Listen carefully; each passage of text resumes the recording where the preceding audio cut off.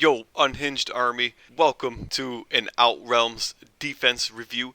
This is a defense replay from my own defense, actually. I'm ballpark 2200 in Outrealms rating, so you're gonna see a clash of freaking titans in this game. Everyone's capped out with awesome stats. It's a damn good time. What we got here, the Raiders team, the attackers team, this looks like they're using all of the characters in their quote-unquote canon classes. I believe I see Ivy in her class. There's a dancer, Seedall. There's a Chloe Griffin. There's a Vidame, Celine, the Fell Child, Vale, and of course she's paired with Soren. We got Roy with Alfred, which is honestly pretty good. Like Roy on Cav is one of my favorite things to do in Outrealms, just for the +1 move. And then it looks like we have Divine Dragon Alir at the bottom, and Diamant in his successor class. So yeah, it looks like there's a bunch of canon class units in this attacking team, which is pretty neat to see.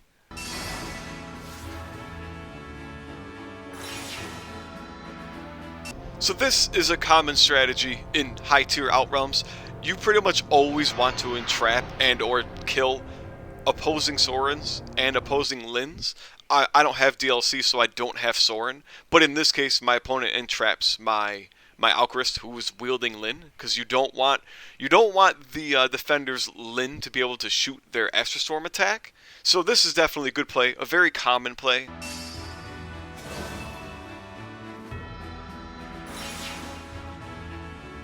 Now that move, the dance to bring Chloe backwards and to entrap a second time, I've never seen that before. That's honestly pretty smart to create a lot of open space between my defending team and the rest of the attackers. I don't typically do this. I don't think I ever would personally, but considering this person has Soren, always great to have tons of clear space, especially for your Soren user. So I could see the reasoning for this.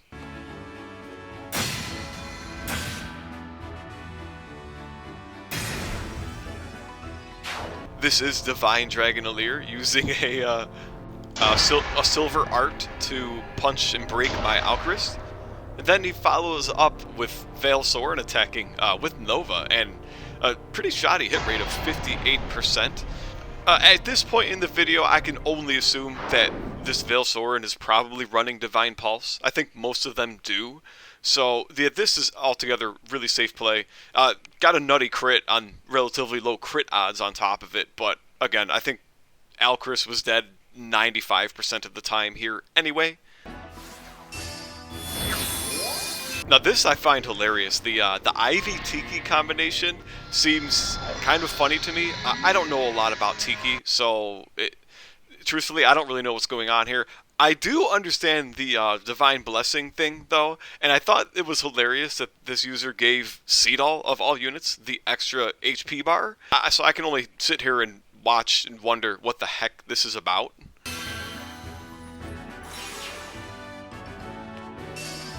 Yeah, Celine rescuing Seedall. This is a tactic I employ on my own attacking team, so I think this is also a semi-common tactic. I don't see it a whole lot, but enough, and I think it's really smart. This is really good play. It becomes really hard for the defense team to close this gigantic gap.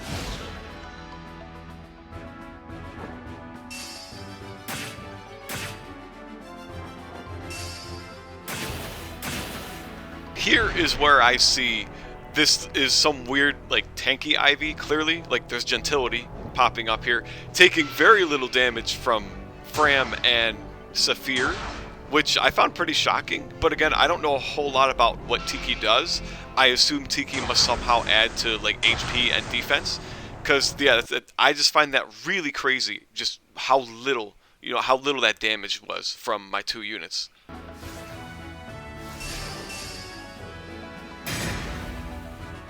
Warp Ragnarok.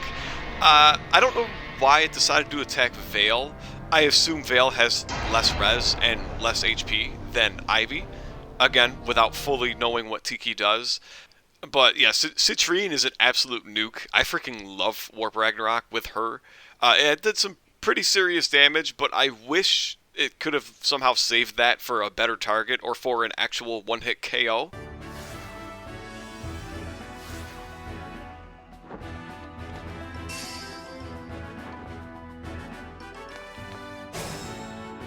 So the rest of my team just charges forward.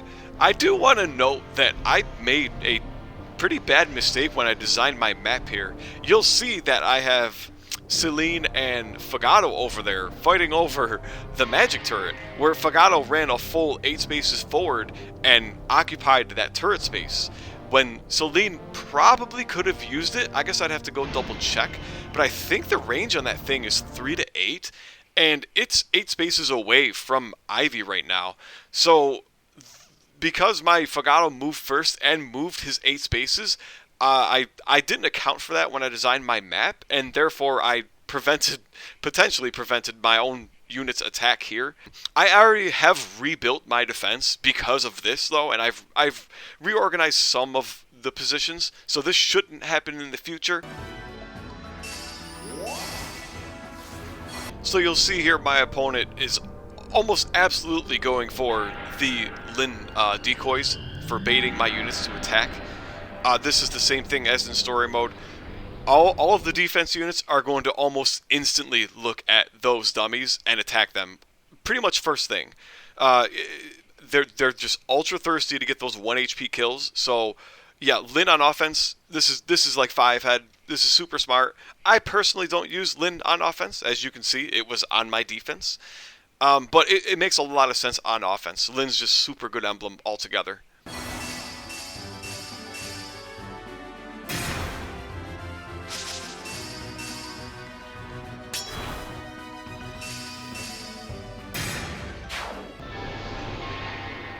And here, Vale and Soren have done their engage thing, and Vale is ready to wreak havoc on my team.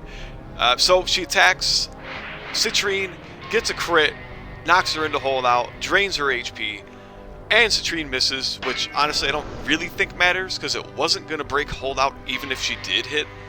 And then Ivy takes the 100% follow-up, which, crazy enough, does double. And here's a repeat strategy from before. And again, this is a really good idea. This is not something I had considered, but to use the Lin's summon decoys and then rescue the Lin user itself is pretty smart. I really like what they're going for here.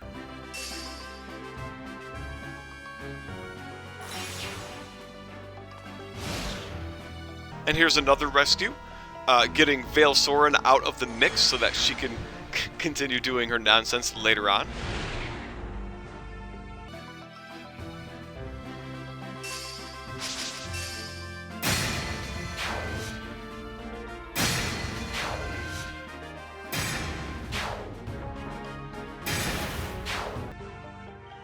And it is exactly as I said. Literally the first 4 moves from my defense team are all bum rushing the 1 HP dummies, just wasting their defense activations to kill otherwise worthless units for the most part.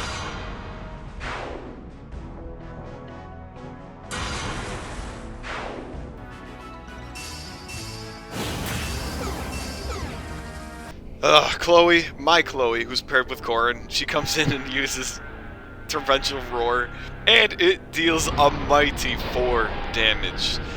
I am not a huge fan of Torrential Roar. This is basically why it's on my defense. Like, this, Corin's engage attack doesn't, it's very hard to get this to do any meaningful damage, but the debuffs are nice enough that it gives Ivy the Draconic Hex here.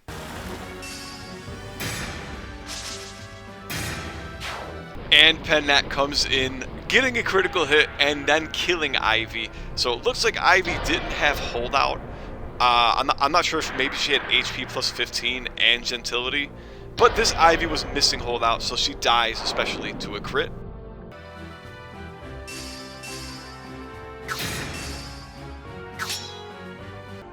And here's another unit I love, Fagato. He charges in, he breaks out the longbow and shoots Vale, sends her into holdout.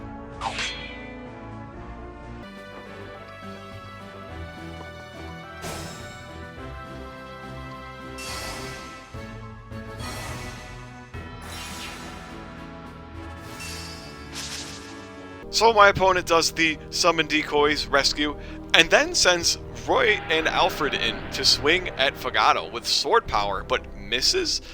I question if this player put Divine Pulse on their Alfred. So he has sword power as one of his 2 slots, and he gets holdout from wearing Roy. So unless he had like a really bad Divine Pulse miss here, because Alfred's luck is like 45 or something crazy. So like Divine Pulse should have given him a 95% chance to hit-ish here. Like despite whatever the screen said about the 50-ish% hit, he honestly should have hit this attack if he had Divine Pulse.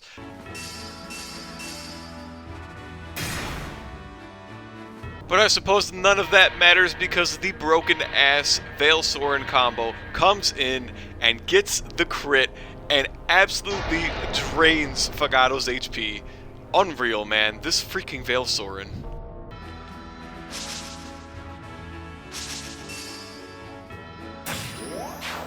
Tiamat comes in and swings the Georgios and whiffs. Gotta have Divine Pulse on your units so you're not missing these 50% swings as much. And if he does have Divine Pulse, this is just really bad luck, I guess. When Tiamat missed that chain attack, I have thought Fogato was going to survive another round of combat. But Chloe does have Divine Pulse, and that also synchronizes pretty well with Micaiah. Because wearing Micaiah gives you a small luck boost. I believe it's like 5 or 6. So it makes Divine Pulse more consistent.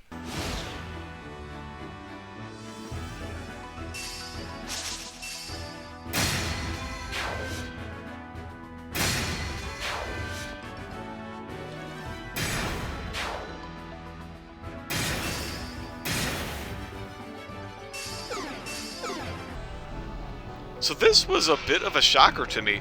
For some reason, 3 of my units in a row kill the Lin dummies, but Chloe is smart enough to go and attack Tiamat, knock him into holdout range, and then this inflicts Dreadful Aura on both of those units. I don't really know why it didn't pick the 1 HP kill here when it could have had it very easily instead of dealing with holdout. However, I am glad that it chose this attack. This attack makes more sense if I were actually playing the defense team.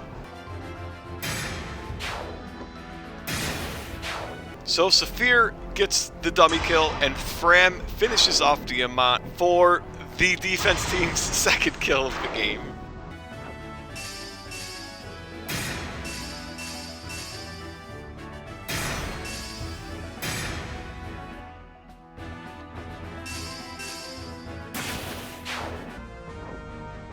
I love that Panak got so thirsty for that Veil that she actually went in and attacked.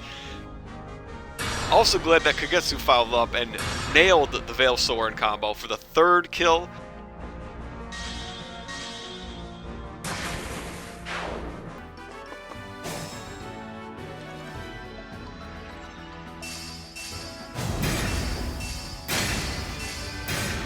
So this was an interesting decision by my opponent to just go use Blazing Lion on 3 units that have full health. Blazing Lion does pretty mediocre damage unless you can hit effective damage, if you augment it to have effective damage. Yeah, otherwise, as you saw here, it's going to do mostly like 20s to 30s damage. It's usually not enough to get one-hit KOs.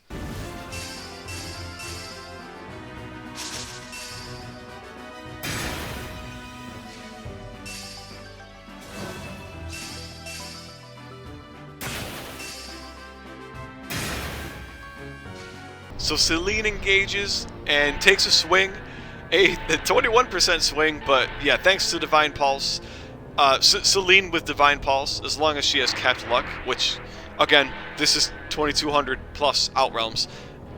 Almost every person in the high tier Outrealms has cap stats in every category. Celine has like 53 or something. Her luck is above 50. So as long as she has Divine Pulse, she basically can never miss a staff or an attack. This I was also questioning though. The dance, and then Celine attacks my Celine. I'm not really sure what's happening here. There's a ton. My opponent is weakening a ton of my units to about half HP, but not killing any of them. Can you guess why my opponent is doing this?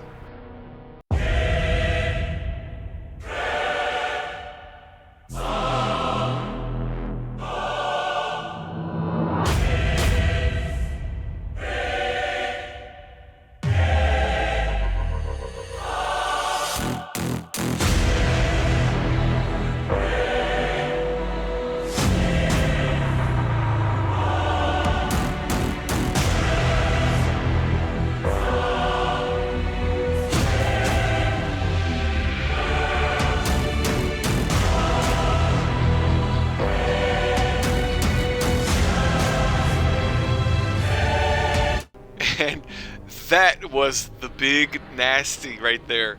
Camilla comes in and slaughters 5 units with that gigantic AoE engage attack. Holy crap, that was nasty. I personally didn't see that coming when I first watched this video. I mean, anyone who's familiar with the DLC probably saw that coming, but I certainly did not. So bravo to my opponent for that decision. That was actually quite a turn for sure, quite a setup. Just bypassed holdout on all of my units, and a lot of those units had Miracle as well, because I don't have more than 12 Emblem rings, so I have to put bond rings on my units.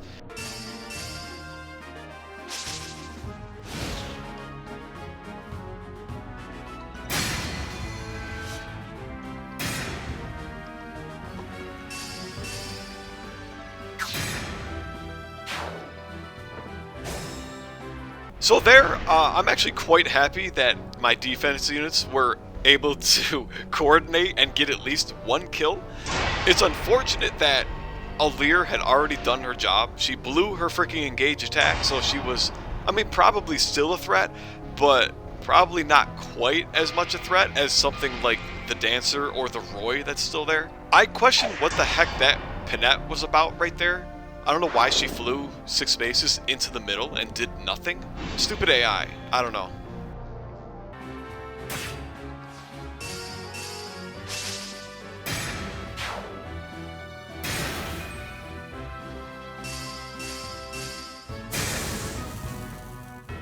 And so, Pinette's luck has finally run out. I guess RNG rolled stupid for her move, and while Miracle procced once, the Divine Pulse procced and Miracle failed the second hit, so she dies. RIP. And my opponent does another smart move using Chloe's attack plus Giga Levin Sword to destroy Fram. My Fram absolutely has holdout and Miracle, so this bypassed both of those, unfortunately.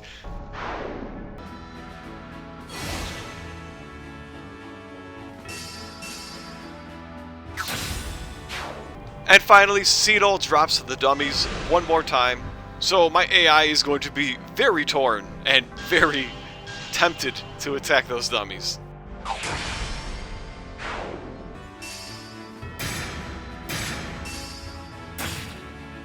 So clearly there's something I don't understand. I don't know why Alfred decided to stay and attack Celine, but Rosado decided to kill a dummy. Rosado could have easily, so Rosado has Wind God, and he's still at full HP, I believe. I don't know why Rosado didn't help him kill Celine.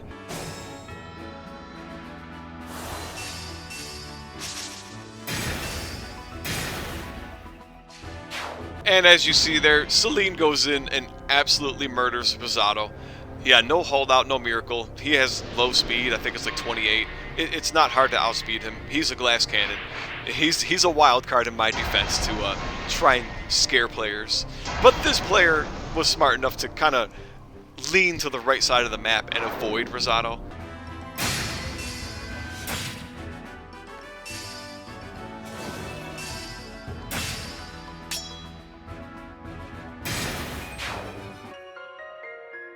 And there it is. Alfred dies to a flurry of attacks. I don't think Miracle procced once. He does have Miracle, and with his like 45-ish luck, I'm kind of shocked it didn't proc once there. But altogether, that was a pretty good game. I like the team of the cannon class usage for the attacker here. No, but this was a good game. My opponent played pretty well, especially considering he's not using like meta classes. I would consider most of those classes that player used to be pretty subpar. But yeah, the engage rings definitely make a difference. Leave a comment, subscribe, drop a like, let me know what you thought of the builds in this video, and let me know if you want to see more Outrealms defense reviews. Otherwise, we'll catch you in the next Unhinged Rant.